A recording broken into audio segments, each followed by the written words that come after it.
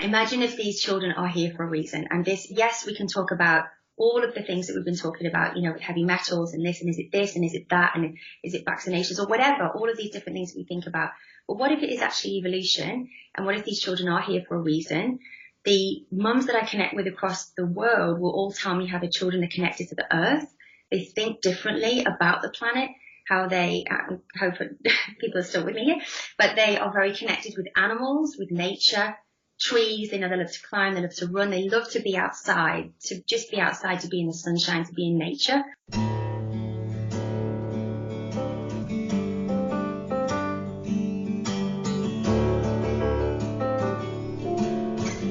Welcome to the Kids Eating Broccoli podcast, where we believe that raising healthy kids shouldn't be complicated. Our mission is to inspire 20 million families worldwide to take the steps to raise the healthiest generation in our history. We'll interview some of the world's leading experts in nutrition, human potential, and children's health, as well as extraordinary chefs and foodies to gain insight into simple, fun, and creative ways to introduce natural health into homes across this planet.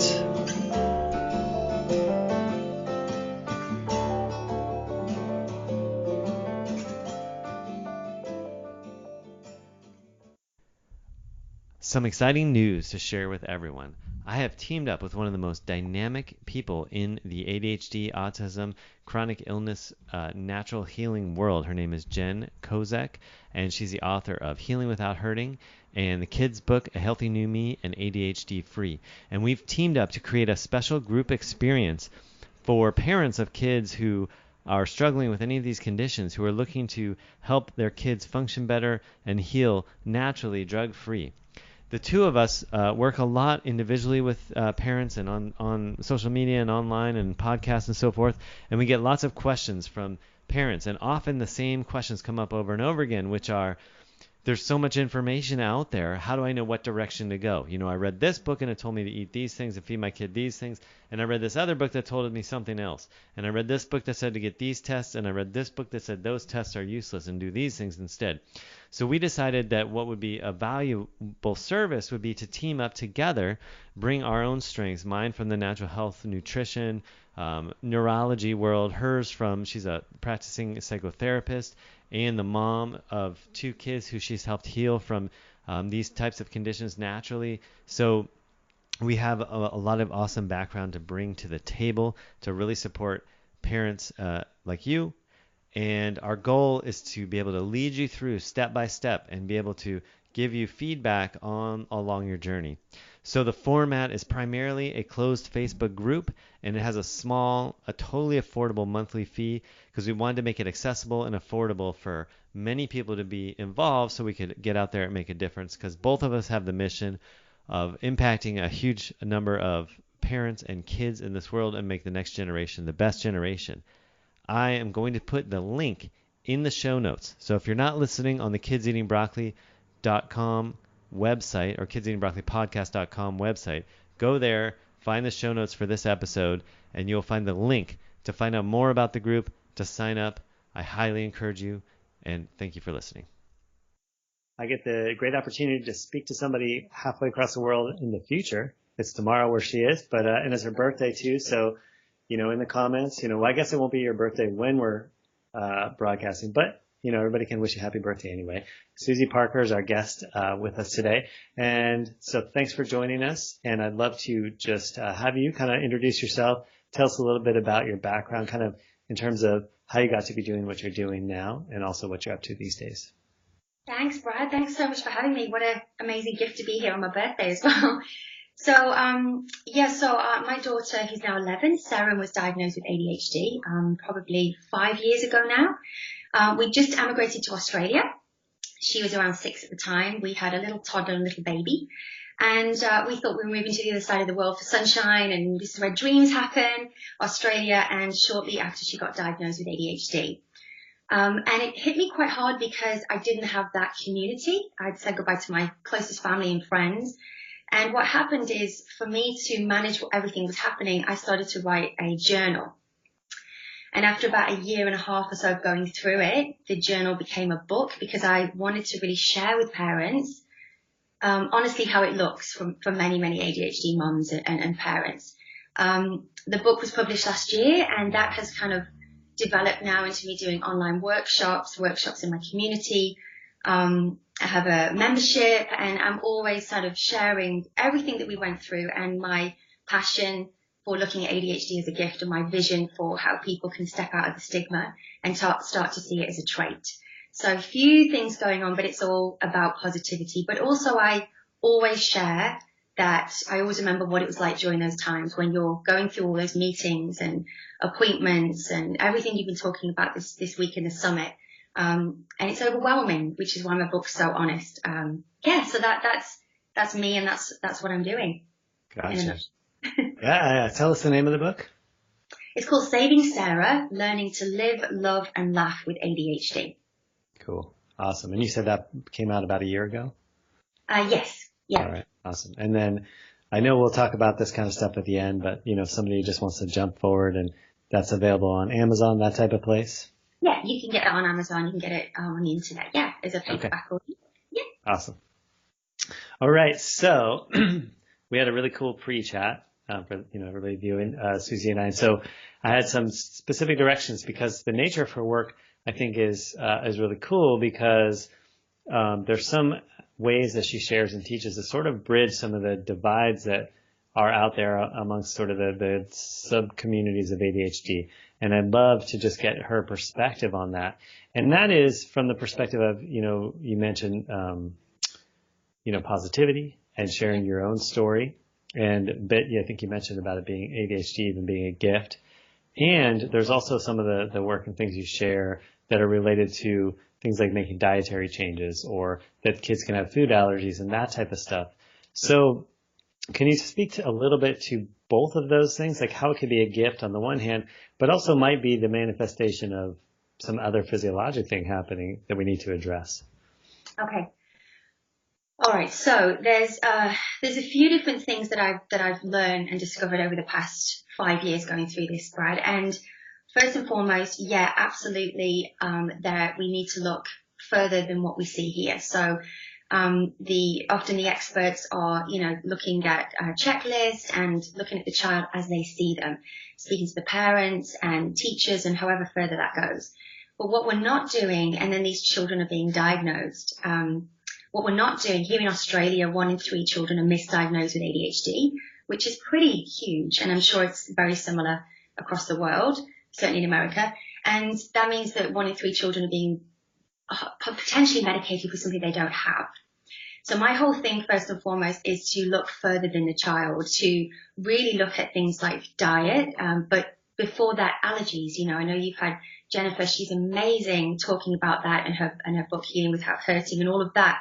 But looking at diet and looking at allergies and looking at heavy metals, which is a big one that I'm looking at the moment, that if children have things like too much copper, for instance, that can then look like, or manifest itself as ADHD. So really looking at that.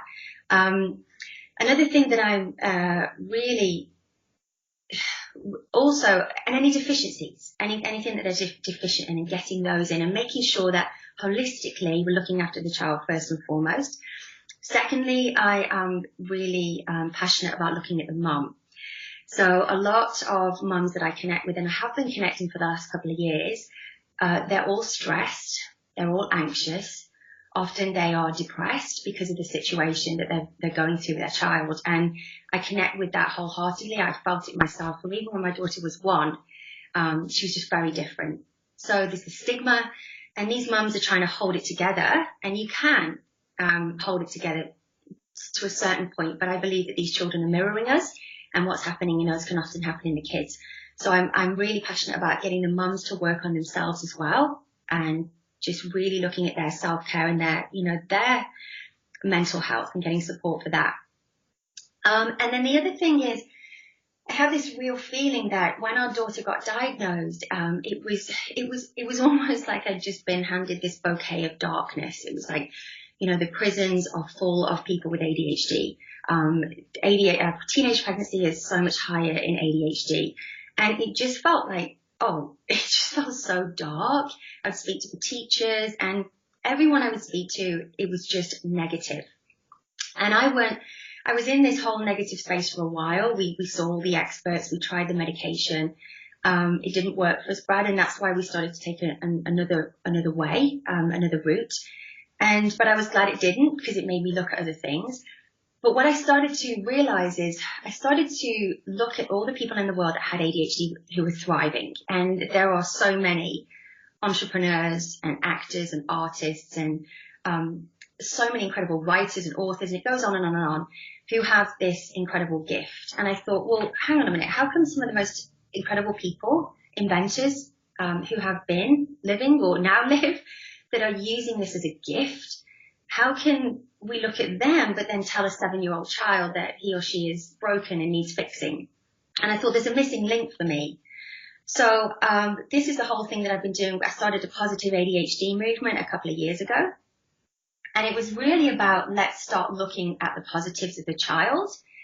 We understand that they have these differences, that they can be challenging and difficult, but let's look at their gifts. You know, my daughter's an incredible artist. She's a self-taught contortionist. Yes, she struggles to concentrate in school, but she has all these incredible gifts as well. And let's just look at this child as a human being instead of this child that can't sit still in school. And so I just started to really empower parents. Look at your child's gifts, look at the great things about them. Every child has a gift. And what I learned is when I started to empower my daughter, she was only 8 at the time, and tell her she was so amazing. I'd tell her about Richard Branson and Peter Shankman and so many incredible people who have this gift. And she just started to feel really good about herself and she changed overnight, really, this kid, from feeling broken, and she used to say her brain was cuckoo. And now she is 11 and she looks at ADHD as a gift. And I think, how incredibly empowering is that? She thinks it's fantastic. So do I. I got diagnosed last year. And I think if we can step out of this feeling of overwhelm, brokenness, stigma, and step into this light, I think we could really change history. That was a bit deep. Yeah. No, that's great. So let me ask you then, related to that. So back to, I love where that went and so forth. So I don't mean to drag us back, but I did want to hear a little bit more about your take on, because, let me say it this way. I totally get where you're coming from with the gifting. I mean, there are, stories throughout history, we hear about that, like Einstein would have been diagnosed and so on and so forth. And so certainly, and a lot of kids with ADHD, it's not so much that they can't focus, it's that they hyper focus, and so that can be quite a skill, or a talent to have, to really, dive deep into things. So there's that. And then we also know and have seen that a lot of the symptoms that our kids with ADHD exhibit improve when we figure out things like heavy metals or deficiencies or food sensitivities and things like that. And so it's sort of like an interesting kind of dichotomy, I guess, between, let's embrace it as this gift, but also then what if there's something to heal in their health? And how do we reconcile those two things? Because I don't want to just have a kid who's having trouble sitting still in school, can't pay attention, and jumps out of their seat all the time and be like, oh, it's a gift. But then actually it's because they have a food intolerance and leaky gut and it's inflaming their brain. So what do we do with those two sides of that same issue? All right, sure. So the first thing I always say is to mums is to work on themselves first, and to figure out what they need, because I really do believe that it's a lot of mirroring goes on as well. And mums forget about themselves. And I say that through experience. I'll come back to your question in a minute, but when my daughter was at her worst, I was at my worst, Brad, and that was really interesting. So when I got myself together and I worked on my own mental health, she started to almost change. But absolutely. So we looked at heavy metals with her. She had high levels of heavy metals in her body. She also had so many deficiencies, it was ridiculous. We learned that she had a leaky gut and that she wasn't able to absorb the nutrients from the food. So we started to put these different supplements in, like zinc and magnesium. We've always put in a really good probiotic for her. We worked out what triggered her as well. I had a food diary. And really, I always encourage mums to go to what your grandma would have eaten. I know we're a lot busier than what our grandmas would have been, but that these children are often very sensitive to preservatives and sugar. So if I give my daughter now, she's 11, if I give her sugar, she's gone. So even now, and I think that there's not enough talked about that. And I don't ever want to put parents into overwhelm because, do we do gluten free? We've tried all of that, and we now do a limit on gluten. But going back to 3 years ago, yeah, we did all of that. We did gluten free, dairy free, sugar free. What's left? And we put these supplements in. We worked on her gut health. We use essential oils as well. I use them for all my children. I use them for myself. They've been a game changer for us. And so absolutely, we put all of those things in place. So it's not, I hear what you're saying. It's not, yeah, my daughter has a gift. But then we're not actually doing anything about it, So the two things, and I know myself having ADHD, I don't have gluten. I don't have coffee.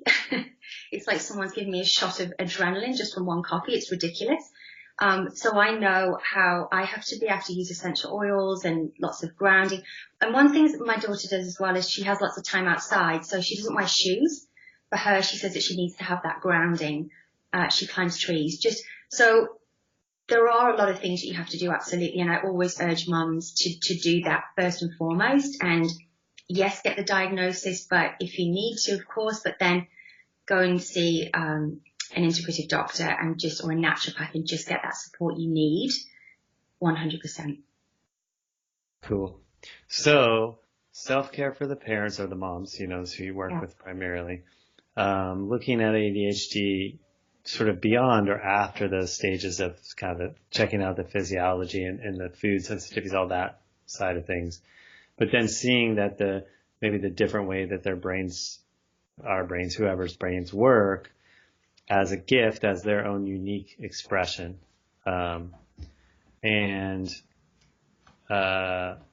So let's see if I wanted to ask any more questions on that side of things. I think that I would love to just have you share a little bit more. We had a really cool pre-chat or pre-recording chat. And so I'd love for you just to share some of that stuff on the recording too. In particular, you were mentioning, and it maybe you could go a little deeper into, that maybe these kids are coming, into our planet at this time, like from outer space, but, that's maybe the next evolution, the way, the brains maybe are different and why we're seeing so much of this. Because I think that that's one problem I have, or one difficulty, not a problem, but one difficulty I have when I'm trying to reconcile that reality of ADHD being a gift. But then why are there so many kids being diagnosed with it? Like, why is it so much on the rise? There's, you hear things like, oh, well, it wasn't diagnosed in the past, but none of those really hold up to like statistical analysis. Like really it's increased at an epidemic proportion if you look at it like a disease. And so what the heck, why is that happening? And particularly if we look at it like it's a gift. So, you had some interesting considerations about like why maybe it's on the increase and, how it could be a gift at the same time. It's really interesting when you said then the word disease, because I know that that's what it can come up as, and it always makes me shudder. It's like, oh. But imagine if it was flipped and you had, 85% of people with ADHD and you had 15% of normal people, then the normal people would kind of be seen as you have a disease, right? It's so funny. But I wanted to just touch on something as well, because I know that there could be some parents watching this who are like, what are you talking about? But I want to go back to the point of my daughter was diagnosed with not only ADHD, it was extreme as well, extreme ADHD, extreme anxiety and oppositional defiance disorder. And I know so many parents will resonate with that.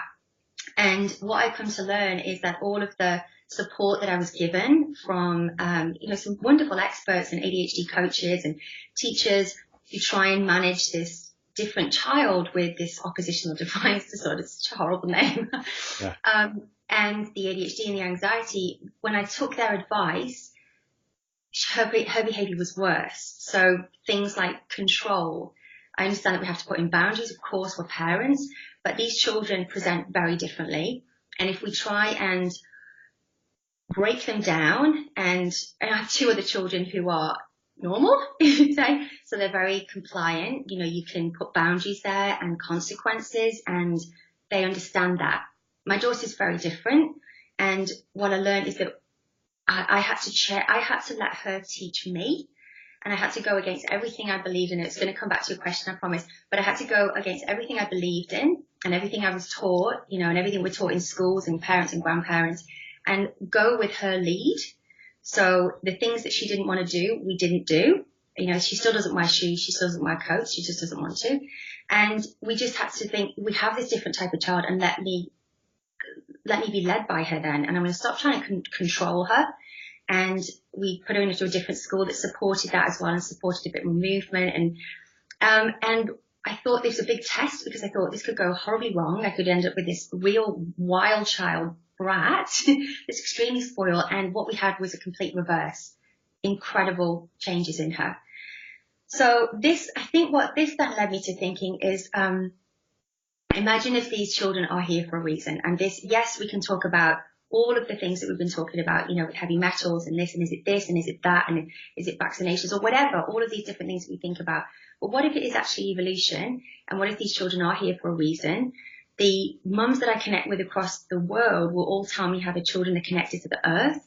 They think differently about the planet, how they, hope people are still with me here, but they are very connected with animals, with nature, trees. They love to climb, they love to run, they love to be outside, to just be outside, to be in the sunshine, to be in nature.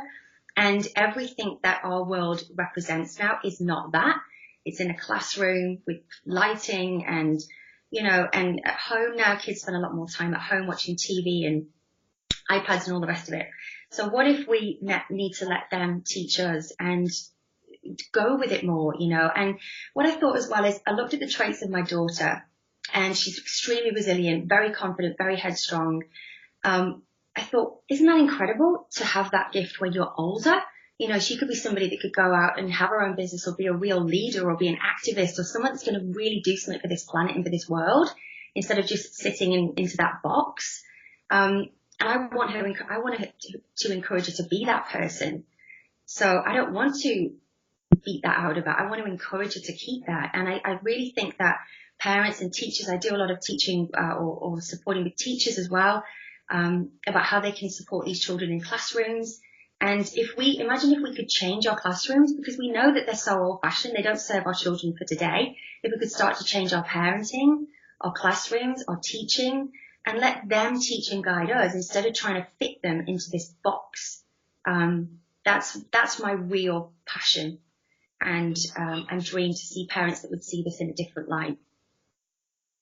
Cool. So I always like to put myself in what I imagine the shoes of the viewer and think, well, what might they be wondering at this point as you're saying all that, especially if it's a new concept, And so I think, and you probably have heard this type of stuff, but, that sounds great or whatever. I mean, in your, fantasy world of Australia or whatever, but you've never met my kid, and they're, they have all these challenges and stuff. So how could I ever try to let them lead me? Because, they would cause all these troubles, or, they'd be getting in fights with their siblings all the times, or that type of thing. And I hear what you said with your daughter, that you could have seen that going that direction, or, in your mind, but it actually went the other way, where she, took that on.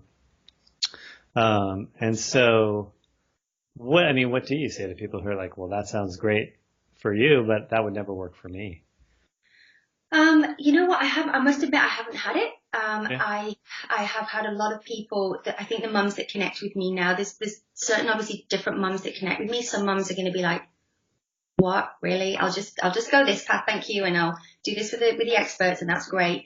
But there's a lot of mums that are connecting with me, certainly in the sisterhood and in my podcast, and they'll email me and they'll write to me and they'll say thank you, because one of the number one things I say that parents need to do is have acceptance. We have to have acceptance of these children, and they are different, and my daughter can still be difficult with her siblings and just does never understand the concept of sharing. We've just got to accept that. It will come one day, I'm sure. And so acceptance is a huge one. And what we fall into, Brad, is we're trying to change our child. I used to go through it myself. I used to think, why me? why have I got this child? Why is this happening to me? This isn't fair. Why am I going through all of this? I don't need this. I don't need it. I was in a really, really dark place, and my book shares that darkness. And I'm glad it's out there now, because I think otherwise I'd just be coming with all this positivity. But I did go through that, and I went through it through a really bad time with it all, and I felt like it almost crushed me. And this acceptance has been incredible, just accepting the child that you have and accepting yourself, because there's so many mums, I always say mums, sorry, but the dads as well. My husband's a huge part of this, and he's gone through this with me. And accepting yourself as well, because there's a lot of parents that also might have ADHD or also might have a difference, and that's okay. And just accepting who you are as well, and being really comfortable with that. And that's a big part of it. I think when we can get comfortable with who we are and comfortable with who our children are, a lot of the other stuff can fall away, like this cloak of doom. It can just literally fall away. But it does take work, and it does take support. And that's why I'm always got my podcast and my membership, because I know that women need that. They need that consistent reminder. But so many women have been reaching out to me lately and just saying that I've changed the way that they think about their child, and thanking me for seeing their child as this very different child, but that's okay. And yes, they're doing the work. Of course, they're getting the tests, they're speaking to integrative doctors, and they're doing all of that incredible work, but they don't have that fear attached to it. There's a lightness about it, and where's this journey going to take me, and what is it here to teach me? So that's what I would always say, is just, it's not for everyone. I understand that. But if I can take one person from feeling how I was feeling, which was just broken, into feeling more positive and wanting to really make a change for our kids, then that would be amazing. Awesome. So certainly you've shared some of this just in sharing what you do and your story and your perspective.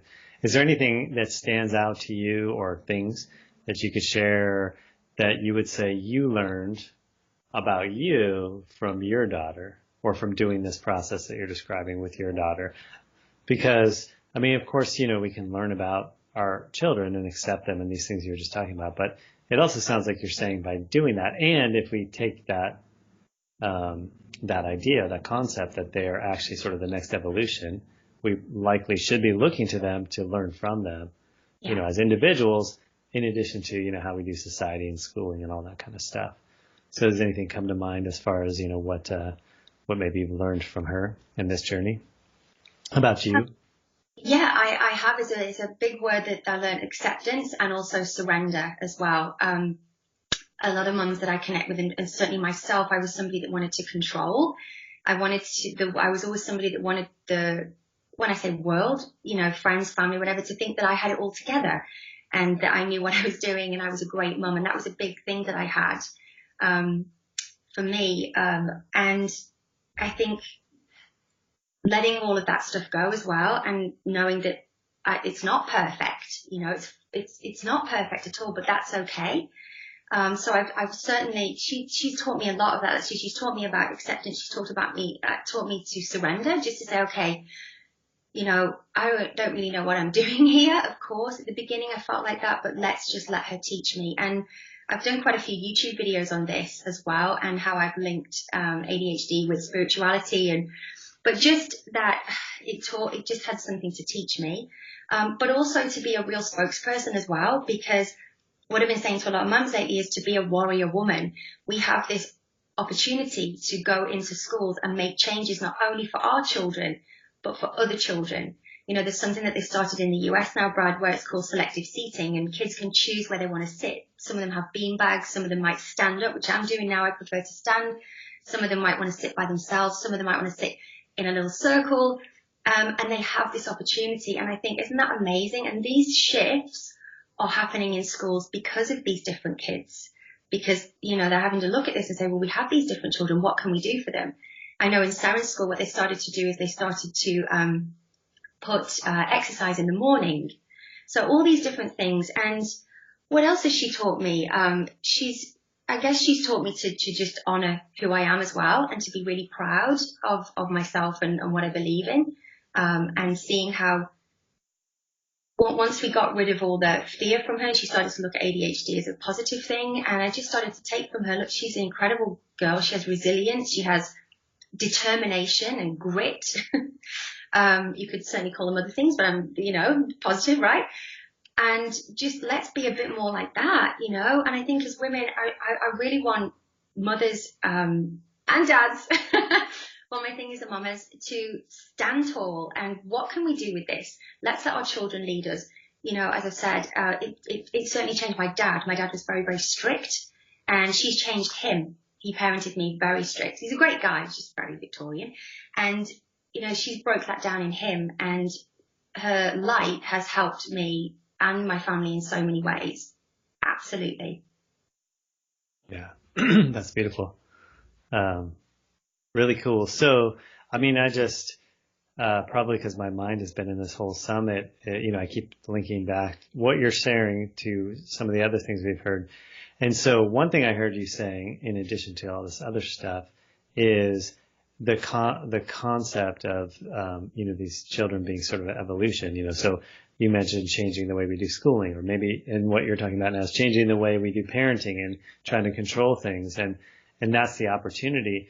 And that could really fall right into honestly, all the physiological stuff too, right? Because what are we talking about? Like the preservatives in food, and the way the food system and the, pharmaceutical chemical industry has adulterated our whole thing. And now, we've known that as adults, and we've suffered, and we haven't done much to change it. But now that it's affecting our kids so strongly, now maybe we're rising up and saying, all right, this doesn't work either. So let's get rid of the old schooling. Let's get rid of the old parenting. Let's get rid of the old way we did even chemical food and, heavy metals and all that kind of pollution and stuff, because, and these kids are maybe leading the way in that, whether they realize it or not, if we let that happen. So. Exactly. And I don't know whether you wanted me to share as well that we have been, this is the place we're in now. And I've talked a lot about that today, but also the place that we were in before when she was medicated. Did you want me to share any of that, or is it a bit? Sure, if you feel like it's relevant. Yeah. Okay. So as I say, going back to the beginning, she was diagnosed with extreme ADHD, anxiety and oppositional defiance disorder. And we were told straight away the best thing for that is medication. Because I was in this whole feeling of feeling lost and isolated and pretty broken myself with her behavior. I just thought, great, we'll do anything. And I'd been a very natural mom. I'd had home births and stuff. So it kind of went against everything I believed in. But I was in that place. And I know that there could be so many parents watching this now, that I was in that place of thinking, I have to do something, and I have to do something quick, because I can't go on like this. I didn't look at it as a positive thing then. I looked at it as an absolutely dreadful thing, if I'm being honest. And so we went down, you mentioned the pharmaceutical route. We went down there, and she was on a stimulant for the ADHD. She was on an antipsychotic for the oppositional defiance disorder, because they would almost sedate her slightly. Great. And then she was on an antidepressant as well for the anti-anxiety medication. So this is a 7-year-old child on 3 different types of medication, Brad. And that was huge. And I kept a diary. And she started to go through some serious changes, like her anxiety went through the roof. She became obsessed with death. She also was very often sedated and would fall asleep in school. And she couldn't make it through the day. And I thought, okay, so if this is the solution that you have for my child, then I've really got nowhere to go, because I can't do this anymore. It didn't feel right, and nothing. I always say to parents that you do what it works for you. You've got to go with your intuition. It's our greatest gift as women, to go with your intuition. And if I would say to mums, if it's working for you, then, amen to that. That's great. But if it's not, go with your gut and look at something else. And that's the whole reason, Brad, that we stepped away from that route and decided to take another route, because it didn't feel ethical. It didn't feel right. And we did have a compliant child. I'm not going to kid you. She was able to focus in school, but it came at a huge cost. And this is why I think it's absolutely amazing what you are doing and sharing all of this information for parents, because they often feel like they don't have another route. It's so overwhelming. And, a lot of people listen to the doctors. So if your doctor's saying this is what we recommend, it's the best proven form to support ADHD, and that's what you do as a parent. So it's amazing that you're doing this, and thank you so much. Yeah. Well, yeah, I mean, and that's a great message too, to really go with what you know as a parent, because, I mean, what else do we have, right? Our own knowing inside. So I just want to say, it's really cool. I had mentioned to Susy before we started recording that, I had invited some different guests, and she was on my list. And through, a series of things, somehow she fell off my list of people to invite. And then she was watching, I think, the interview I did with Jen Kozak, and commented like, hey, I should be on this. And so I looked, I was like, well, who's this person, commenting? So I looked you up, and I was like, oh, yeah, that's who that person was. Because, I mean, Susy and Parker are not, like, those are common. It didn't strike me at first. And so then, we worked it out, scheduling wise, that you're 15 hours ahead of me. And it turns out that you are the sort of the anchor leg of the summit. Your interview is going to be like the closer of the summit.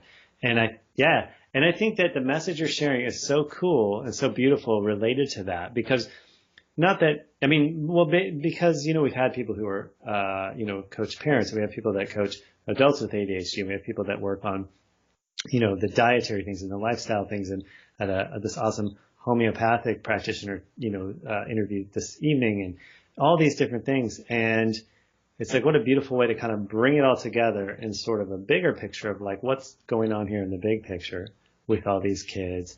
And how is it that all of that other stuff that we've talked about is so wonderful. It gives options. It gives hope. It gives, resources for people to look to and turn to, people to learn from, and to close out the summit with a message of, this positivity, and that remind us that our kids are these beautiful little creatures that are remarkable and amazing and brilliant, and their brains work the way their brains work. And so as parents, we do the best we know and the best we can to help them, reach their potential. So, yeah, beautiful. Thank you. Love that. Thank you so much. Yeah. So, not to break that lovely moment, but people are going to want to find you more. I mean, obviously, you mentioned your book. How else what's the best places to find you? Website, social media, all that kind of good stuff. Yeah, absolutely. So my website is susyparker.com. I have lots of blogs on there. There's access to my book on there, and my membership as well, which is what I call the sisterhood. And the reason that that's something that I'm on Facebook and Instagram as well. I'm always sharing different things on there. I'm doing lots of stories, and I have a podcast called the ADHD Mama, which is on iTunes, Susy Parker. And then, but my whole thing as well is I've created a sisterhood membership. And this for me is so important because I wanted to give mums, there's so many ADHD groups out there that are very negative, and I just wanted to bring one that just felt, it didn't have that heaviness about it, and it just had a place of, just love and light and connecting women together. And I always say to women that so many women first come to me and they say they feel alone, and that's what I want to stop. I want to create this sisterhood of women, that we are here together for a reason. We've been chosen to parent these children for a reason, and these children have something to teach us, which I've said, and that we can collaborate and connect together to just help our children live their best life and to filter that through into the world. So that's something I'm very passionate about at the moment, and just just connecting women in a sisterhood, and to just, and it's going really well. When I started doing this 2 years ago, it's that whole subject, and how is that going to be, and what are parents going to be like with me, and what are mums going to like me, and I had this very different view. And obviously I was talking about natural healing for ADHD, but it's just been really positive. Hopefully, be nice to me, everyone. I want to keep that roll going. But it has been really positive, and that's what's beautiful about it. We can turn something and turn it into positivity. I'm the proof of that, and so is my daughter. Yeah, awesome. So on all those places, Facebook, Instagram, all that kind of stuff, you are under your name? All of the Susy Parker, but all the links are on my website. Yeah. Right, and we'll put all the links below this in the comment section, so for anybody, so you can just click away at those. And and get those things. And then you also offered a gift of anybody here can check out the Sisterhood for 2 weeks. Yeah. Yeah. They can come into the Sisterhood for 2 weeks for free. Just to come and hang with us. I do live workshops every Wednesday morning, at 9 a.m. Australian Western Standard Time, but it also fits into the US because most of my ladies are from the US, so it's perfect for you guys as well. And I do live workshops. There's loads of workshops in there where I really delve into so much stuff that I've been talking about today. I have experts that come in and do lives with me in there as well. And, they can come and hang with us for 2 weeks. And also they can have one of my books as well for free, Saving Sarah. So awesome. 2 giveaways. Wow. Very generous. So we'll put the link for that stuff below here too. And you'll be able to find that, her book, Saving Sarah, and then the 2 weeks in the Sisterhood. Awesome. Well, thank you so much for taking your time a day in the future, especially on your birthday. That's wonderful. Thank you so much. Yeah. Best birthday gift ever. Yeah. Awesome.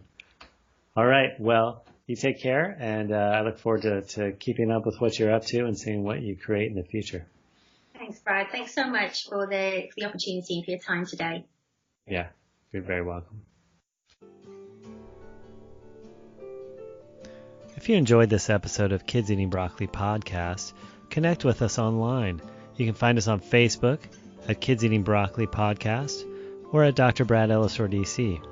You can also go to our website, drellisor.com. That's DOCTORELLISOR.com. Go to iTunes and leave us a review and a rating, or on Stitcher. And be sure to keep in touch with us so you can hear the next episode. Sign up for our mailing list or like us on Facebook. You guys take care now, and let's make the next generation the best generation.